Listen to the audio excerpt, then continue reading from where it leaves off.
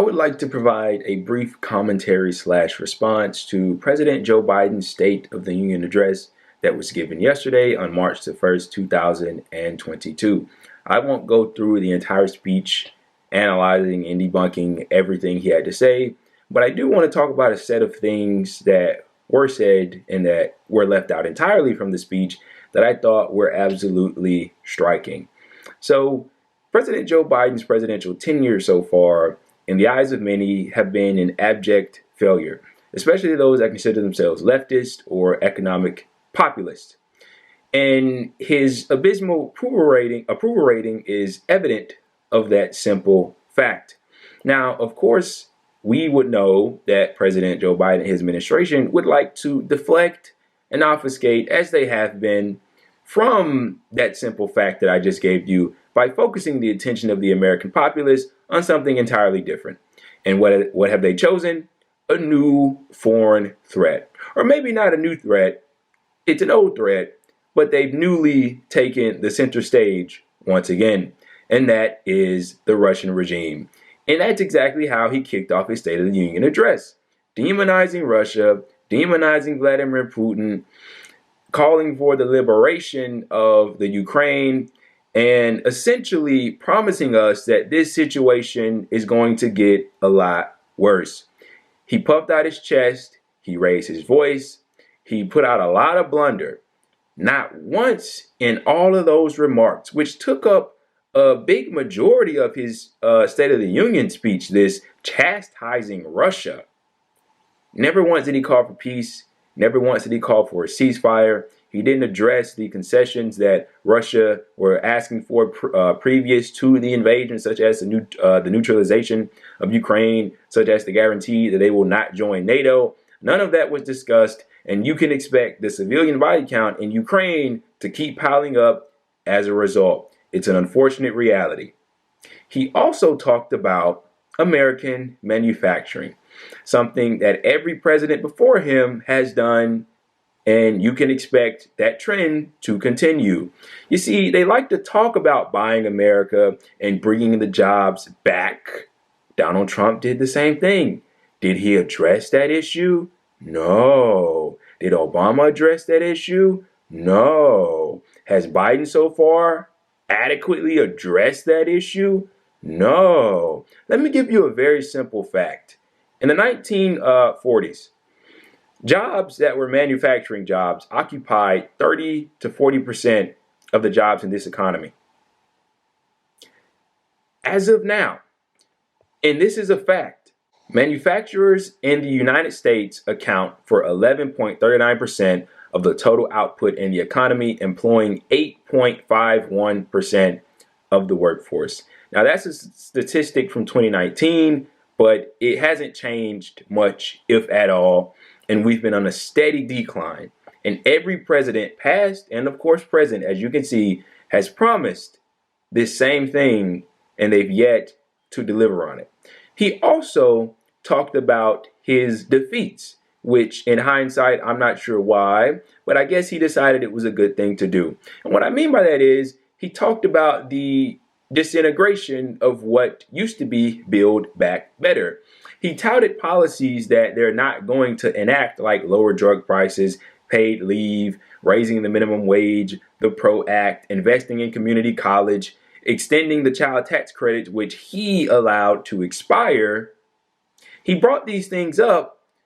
I'm not sure why, because we watched as they lost these battles, as they didn't fight to get these policies implemented.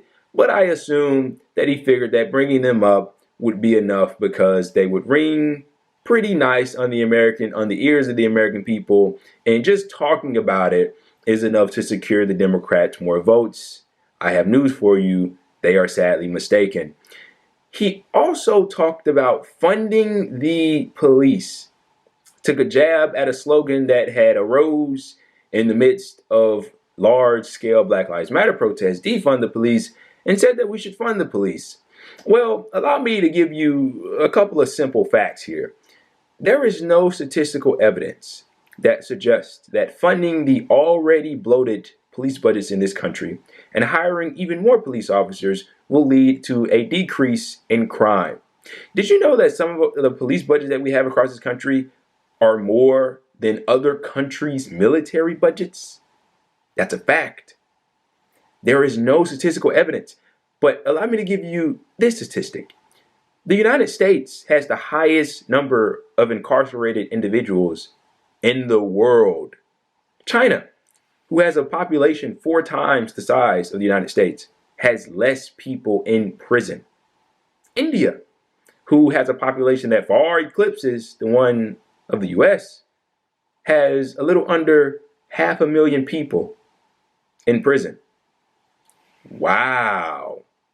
And as for things that were left out of the speech that I thought were absolutely striking, the eviction moratorium that is in place is currently set to end on June the 1st. That date is creeping up. He said nothing about it. The rate of housing has been skyrocketing over these past decades. Nothing about it. The student loan forbearance is set to end on May the 1st. He didn't say a single word about student loan debt. Didn't speak to it whatsoever. After May the 1st, if no action is taken, millions of people will be forced to pay insurmountable amounts of debt that they can never repay. They're already struggling. We're already enduring an inflation, and you want to thrust this upon them, and you don't even speak about it in your State of the Union speech. Now, I want to end this and kind of tie this all together with the quote. And this is directly from Joe Biden, and I think it pretty much summarizes this entire shtick. He says, "I'm a capitalist. Capitalism without competition is exploitation." That's a misguided statement, and allow me to tell you why. Capitalism, by definition, is exploitation. Yeah, it is. And that's the silver lining here. No matter whether it's Joe Biden, Donald Trump, Bill Clinton, Barack Obama, Bush, whoever, they'll always agree on this one simple fact. No matter the amount of fighting that the Democrats and Republicans go through, in the national media, they pretend like they hate each other. They all agree on this one thing. Capitalism is the best we can do. Capitalism is the peak of human achievement, and we can't go past it. It's the best system, and nothing can tell them otherwise. It's quite amazing to me. A system that so periodically, yet consistently, thrusts the population that exists within it into such poverty, such degradation, widening the wealth gap, and ever so exacerbating this precariousness that people live through within this system. Yet they think this is the best that we can do. That's amazing, isn't it? Time after time again, after every crash we've had, they've always come out to tell us, oh no, if we just leave it, we need an even freer market. They pump money into the economy. This is a system that has run its course, that has proven to us. Now look, capitalism did many good things, many advancements. We've seen a lot of great things under our current economic system. But like past economic systems, capitalism is doomed to the same fate as was slavery, as was feudalism. All economic systems are born, they run their course, and then they die. Capitalism is doomed to the same exact fate. Allow me to end this video with a quote. "We cannot fundamentally change society without changing its ownership structure." And capitalism makes it to where ownership is gathered within the hands of a very few collection of people. And the rest of us are left aside to deal with the consequences and the decisions that these people make that we are so often left out of.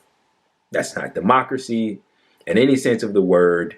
something that the people of this country, the quote unquote leaders of the country, claim to champion. But I guess I'll give us another quote as we exit, something that Joe Biden said along the campaign trail that pretty much gives the game away. And he said it to his donors and the people that fund him. And it's the fact that nothing will fundamentally change. And I have to say, he is holding quite true to his word.